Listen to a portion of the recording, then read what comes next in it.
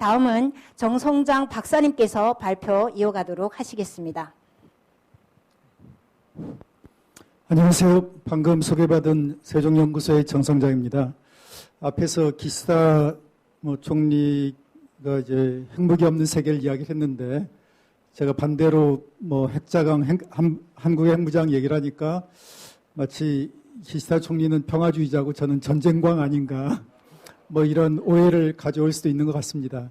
그런데 저는 대한민국에서 둘째가라고 하면 서로 할 그런 평화주의자고 둘째가라면 서로 할 그런 어떤 대화파입니다.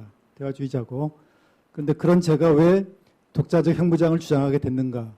근데 저는 평화주의자이고 대화파인 건 맞지만은 힘의 균형이 이루어지지 않으면은 어떤 대등한 대화가 불가능하다고 생각을 합니다. 그래서 핵, 차강, 독자적 핵무장을 이야기하는 거는 이걸 가지고 북한하고 핵 가지고 싸우자는 얘기가 절대 아니고 이게 힘을 갖춰야 대등한 북한이 남한을 무시하지 않고 이제 북한을 대화에 나올 수 있는 그런 계기를 만들 수 있다. 그래서 저는 기본적으로 제 이념은 현실주의자입니다. 기시다 총리 같은 이상주의자는 되지 못하고 그래서 제가 추구하는 목표도 아주 이상적이고 이상주의적으로 고상한 목표보다는 좀 더 현실적인 목표를 저는 추구하고자 합니다. 그래서 북한의 완전한 비핵화를 과거 문재인 정부도 추구해왔고 현 정부도 윤석열 정부도 추구하고 있고 바이든 행정부도 추구하고 있지만 이게 가능하다고 생각을 하십니까, 여러분? 북한이 경제력에서도 남한의 몇십 배 열세, 그리고 재래식 무기에서 한국이 세계 6위, 북한은 세계 30인데 북한이 핵을 포기하면 어떻게 되겠습니까? 핵을 포기하면은 경제력에서도 열세, 군사력에서도 열세. 그럼 김정은이 집권할 명분이 남겠습니까? 불가능하죠. 그래서 이 불가능한 목표를 추구하는 것은 그건 정책이 아니다. 그거는 종교인들은 그런 목표를 추구할 수 있다고 봅니다. 그러나 현실적으로 이 땅을 살아가는 사람들, 정치인들, 정책 전문가들은 좀 덜 고상하게 보일지 몰라도 실현 가능한 목표를 추구해야 된다. 그래서 제가 여기 제 발표 내용은 여러분들 페이퍼를 보시면 알겠지만은 시간이 짧다 보니까 이걸 다 요약해서 이야기하는 것보다는 제가 왜 이런 글을 썼는지, 이 글의 핵심 내용이 무엇인지 그걸 중심으로 일단 논의를 전개하도록 하겠습니다. 북한의 비핵화라는 것은 하나의 신기루와 같습니다. 그거는 완전한 비핵화라는 건. 그래서 제가 주장을 하는 건 뭐냐면 이 글에서도 완전한 비핵화가 아니라 준비핵화라는 보다 좀 약간 낮은 목표를 추구하자. 그러니까 북한의 비핵화라는 완전한 비핵화라는 게 100% 비핵화를 의미하는 거라면은 100%까지는 이제 아주 장기적으로 추구하고 그 전에 80% 정도까지 비핵화하는 걸 우선적인 목표로 설정을 하자. 그래서 우선적으로 80%까지 되면은 그 다음에 100%를 추구한 단계로 가자. 왜 그러냐? 그러니까 대한민국 대통령 선거 5년마다 있죠. 미국 대통령 선거 4년마다 있죠. 그 4년이나 5년 만에 그 완전한 비핵화가 가능하겠습니까? 불가능하죠.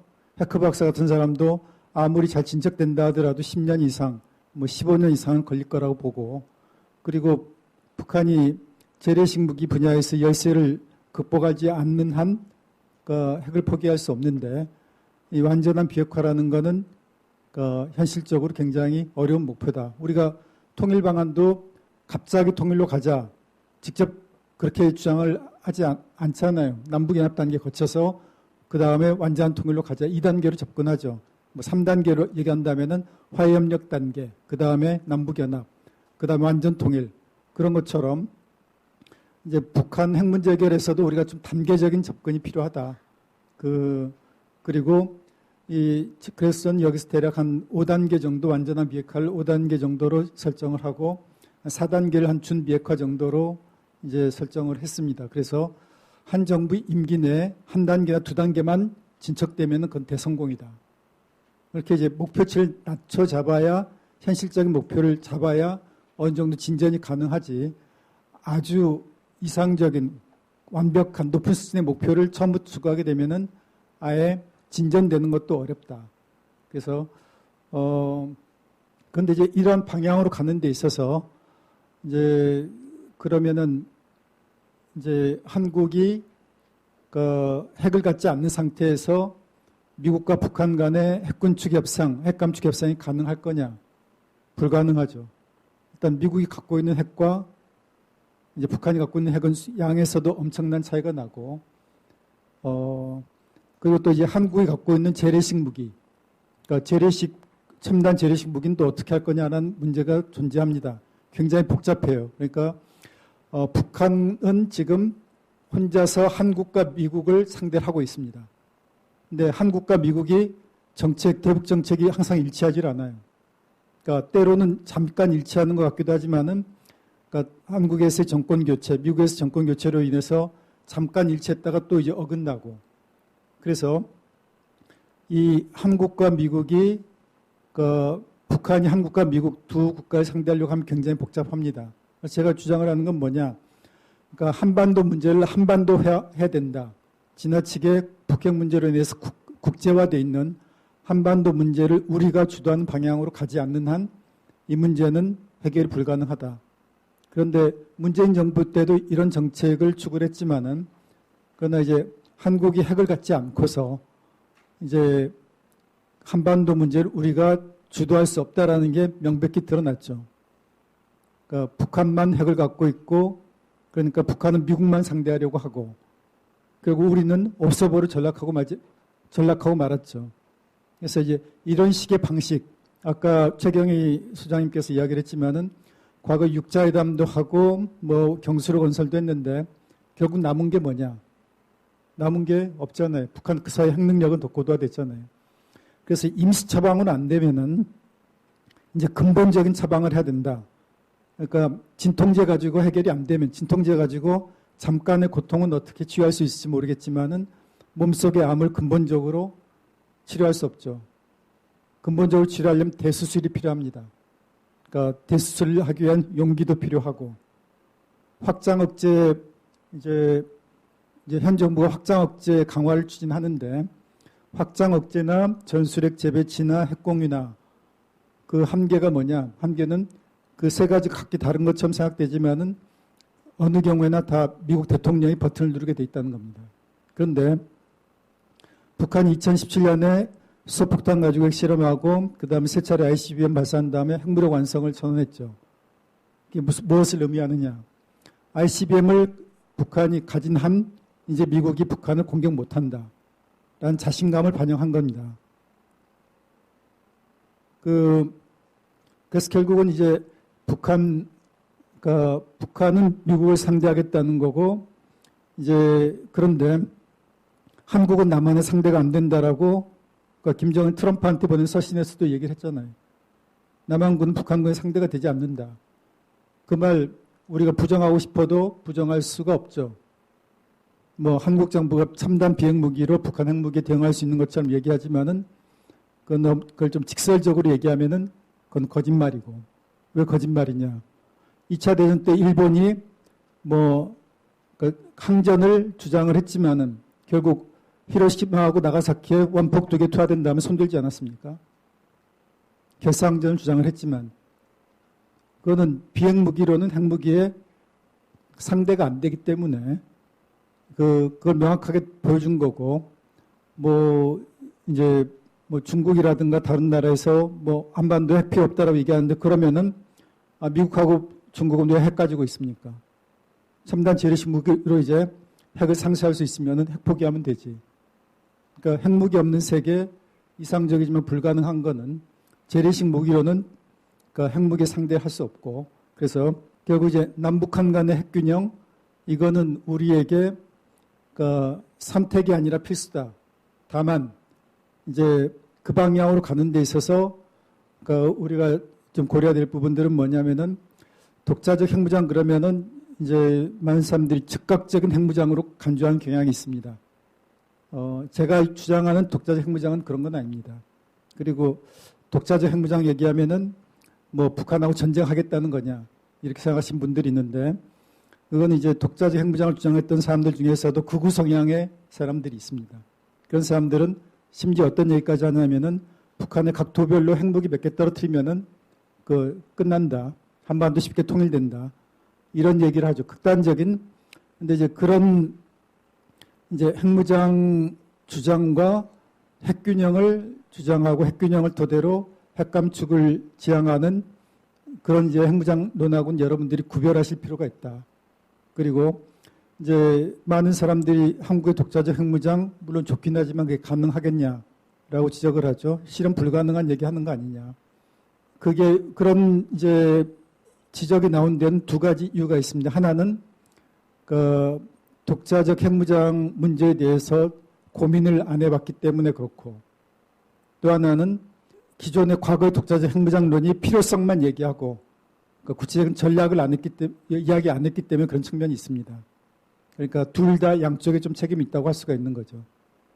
제가 이제 프랑스에서 공부하면서 정치학 배울 때 맨 처음에 가장 많이 들었던 얘기가 뭐냐면은 상식의 오류 그리고 학자적 상식의 오류 이런 표현인데, 과거에 한때는 우리가 그 태양이 지구 주위를 도는 걸로 생각을 했던 때가 있지 않습니까? 한때는 그게 상식이었죠. 우리 눈으로 봤을 땐 태양이 지구 주위를 돌죠. 그러나 객관적인 진리는 뭡니까? 지구가 태양 주위를 돌지 않습니까? 그걸 깨닫기까지는 한참 시간이 걸렸습니다. 그런 것처럼 우리가 상식으로 생각하는 것이 사실과 다를 때가 있고, 또 이제 그러한 것들이 교묘한 정교한 논리에 의해서 그 잘못된 상식이 마치 사실처럼 간주가 되는 경우가 있는데, 그런 걸 학자적 상식의 오류라고 합니다. 그러니까 그 비학산론자들이 주장하는 한국의 독자적 핵무장 불가론, 이걸 보면은 엄청난 많은 오류를 갖고 있어요. 그런데 그런 것들이 과거에 제대로 비판받지 않아서 그것이 이제 많은 사람들에게 마치 진리처럼 받아들여지고 있는 그런 부분들이 있습니다. 그래서 그 비학산론자들은 무슨 얘기하냐면은 한국의 핵무장을 절대로 용인하지 않을 거다. 그러면은 미국이 과거에 인도하고 파키스탄 핵무장 용인한 건 어떻게 설명을 하겠습니까? 절대로 용인하지 않겠다면은. 안 맞죠. 그러니까 그 주장들 보면 하나하나 보면은 안 맞는 주장들이 많은데, 그러니까 미국은 국익과 이제 비확산 이 두 가지가 충돌하게 될 때 미국이 뭘 선택을 하겠습니까?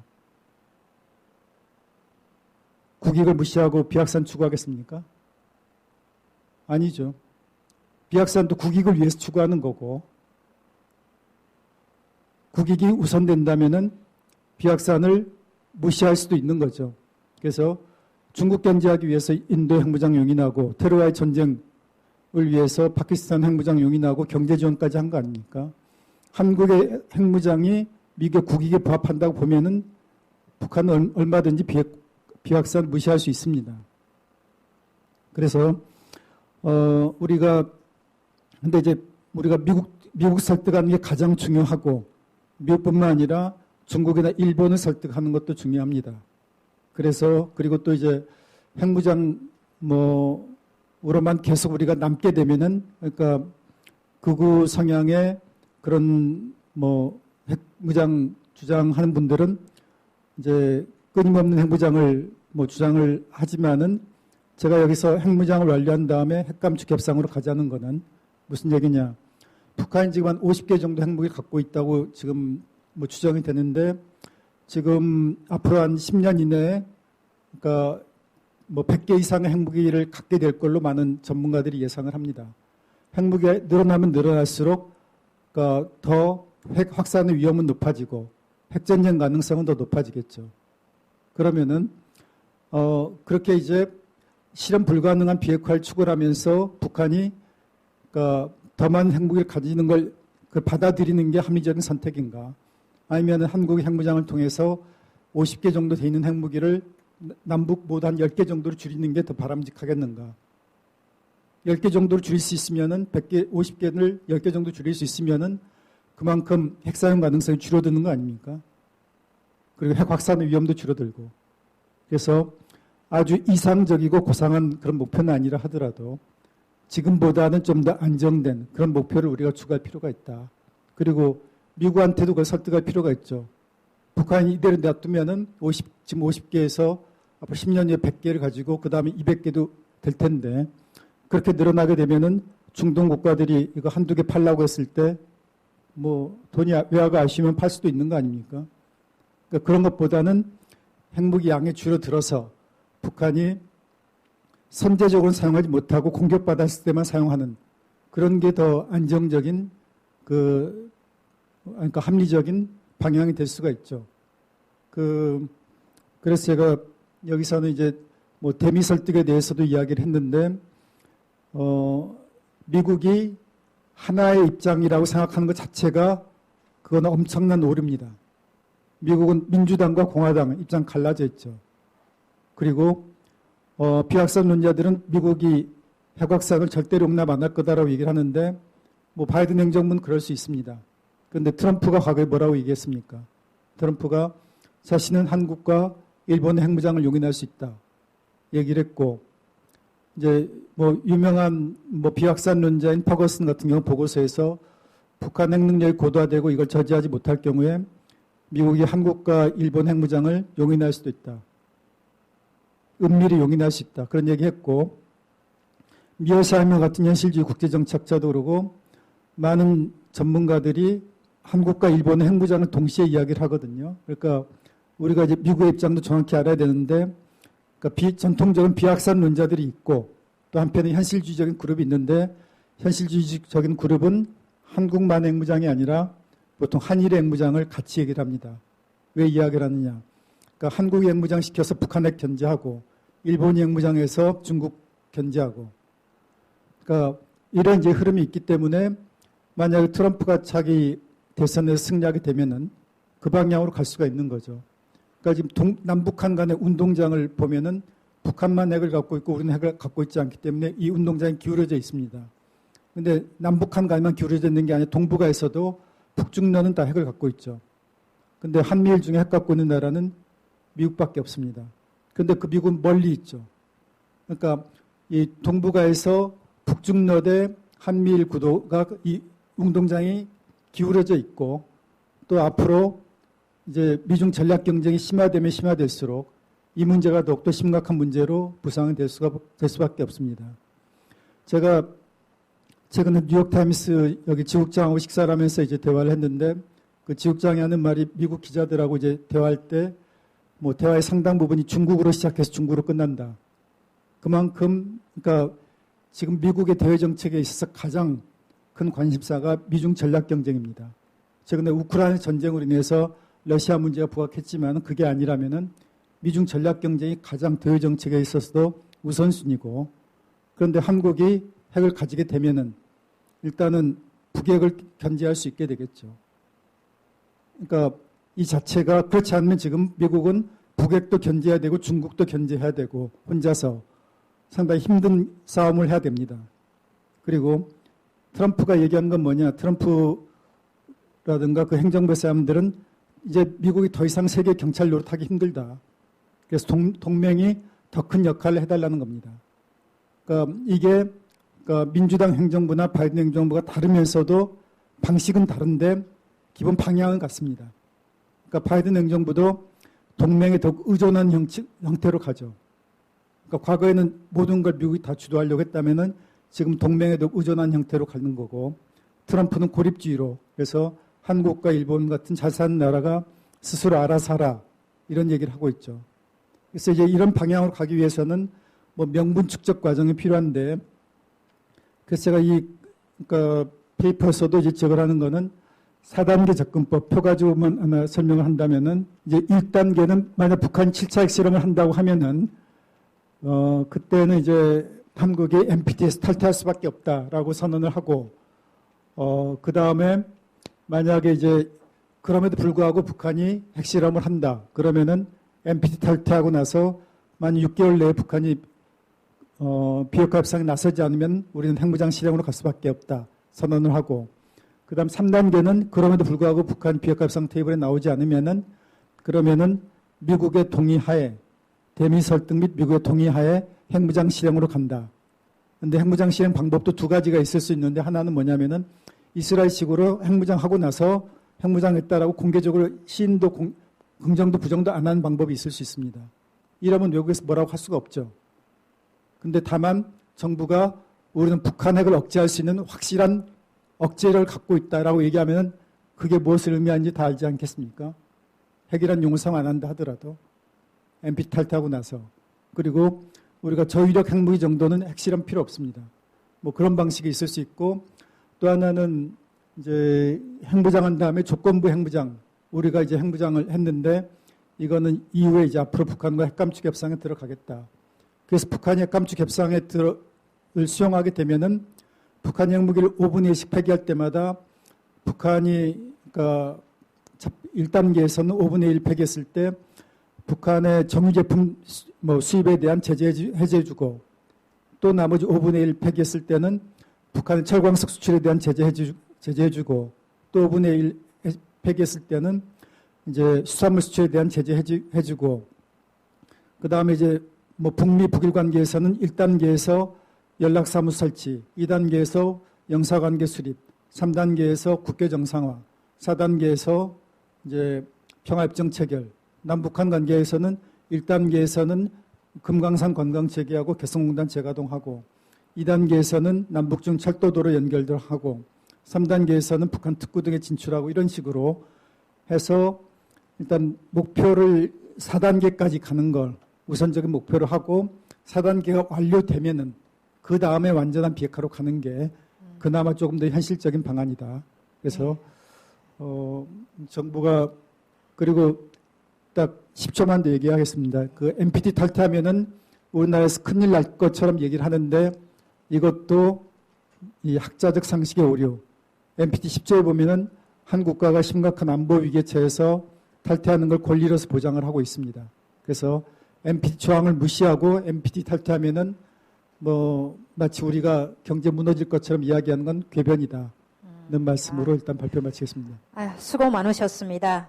정말 열렬한 정말 절실한 절박감을 갖고 이렇게 연구를 하셔서 4단계 방법론까지 접근법까지 말씀하셨는데 사실 돌이켜보면 북한 핵이 수십 년간 갈고 닦고 다시 다듬어지면서 이제 완성을 했죠.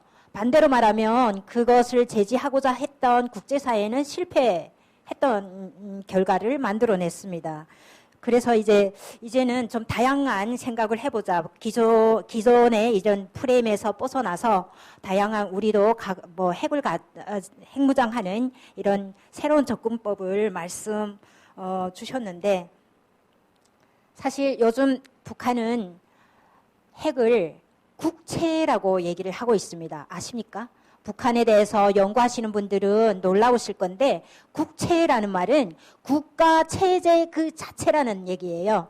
그래서 이제 북한에 있어서 핵의 의미는 과거에는 김일성 시대에는 핵을 개발할 능력도 없고 그런 의사도 없다. 왜 우리를 제재하냐. 이렇게 얘기를 했다면 김정일 시대에서는 핵은 우리의 방어를 위해서 국가 방위력을 위해서 만들어야 된다고 주장을 했습니다. 하지만 김정은 시대 들어오면은 사실상 핵은 방위뿐만 아니라 국내 정치에서 경제, 군사 그리고 문화까지도 이제 모든 걸 견인하는 역할을 합니다. 특히 핵 그 자체는 핵이 완성될 때마다 그것은 이제 김정은의 건의와 직결돼서 그 건의 체제를 받쳐주는 역할을 하고 그리고 2022년 9월 8일 비로소 북한은 핵교리 법제화를 선언했습니다. 기본 내용은 이제 핵을 이제 공격 수단으로 사용할 수 있다는 교리를 채택한 거죠. 그래서 다양한 논의가 필요합니다만은 그동안 이제 핵무장을 얘기한다면 정말 그 이상하게 취급되거나 했었는데 저는 사실 오늘 이 주제를 저희가 이제 요청을 해서 준비하면서 올 것이 왔다는 그런 생각을 해봅니다. 핵무장을 전적으로 하고자 하는 그런 판은 아니고 다양한 논의를 이제 사회에 던지고 함께 국민들과 함께 고민하면서 논의해야 되는 시점이다. 이렇게 생각을 하고요. 얼마 전에 6월 샌드 연구소가 6월하고 7월에 국민을 대상으로 국민 안보의식 조사를 했습니다.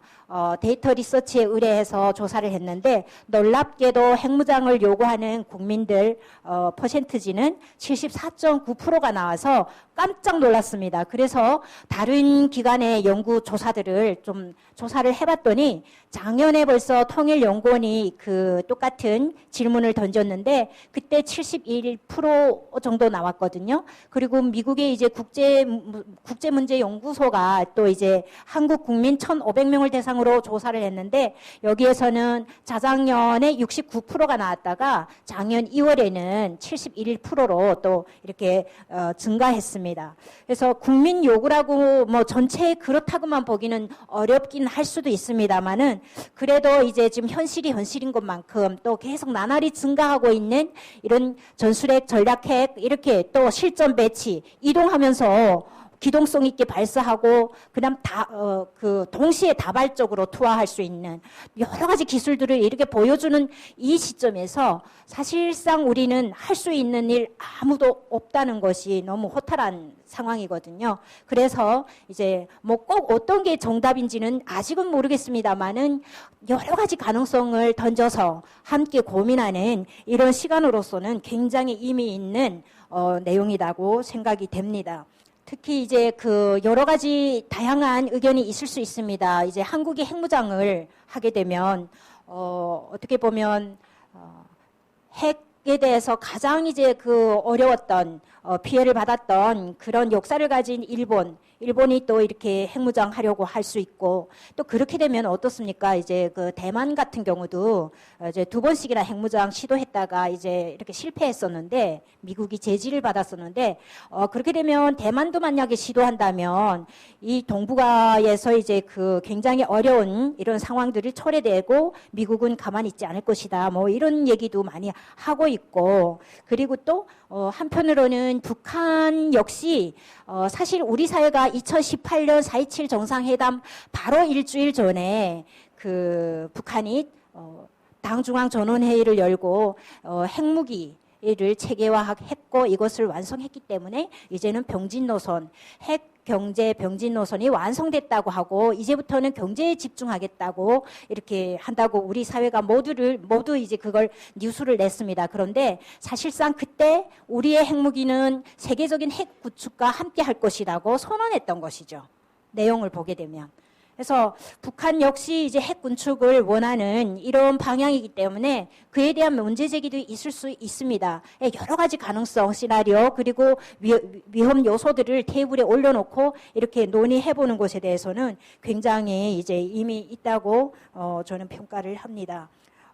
그리고 이제 통일과 관련해서 그 김병현 교수님께서도 굉장히 좋은 말씀하셨는데 굉장히 와닿았습니다. 이렇게 인프라 계속 우리는 인프라를 먼저 하자고 지난 정부에서도 계속 했었는데 사실상 인프라는 북한을 통과되는 북한은 빌려주는 격이 되는 이런 그림이기 때문에 결국은 이제 북한이 말을 빌린다면 경제적 예석은 곧 정치적 예석으로 다가온다 이렇게 얘기를 합니다. 그러나 그들이 소비재를 스스로 생산할 수 있는 이런 소비재를 추진할 수 있도록 이렇게 좀 추동력을 준다면 약간 또 얘기가 달라질 것 아닌가 이런 또 기대도 해봅니다. 오늘 정말 발표를 동북아 이제 안보 상황과 관련해서 또 안보 상황에서도 과거에 경제와 안보가 분리됐던 과거와 달리 지금은 경제 안보를 중심으로 이제 니시노 선생님께서 이렇게 또 발표를 해주셔서 너무 이해를 할 수 있었고요. 끝나는 것이 아닙니다만 이렇게 오늘 발표는 여기서 마치도록 하고 다음 토론 준비는 이제 이기태 통일연구원 연구위원님께서 토론 사회를 맡아주시겠습니다. 좀 부탁드립니다. 수고 많으셨습니다.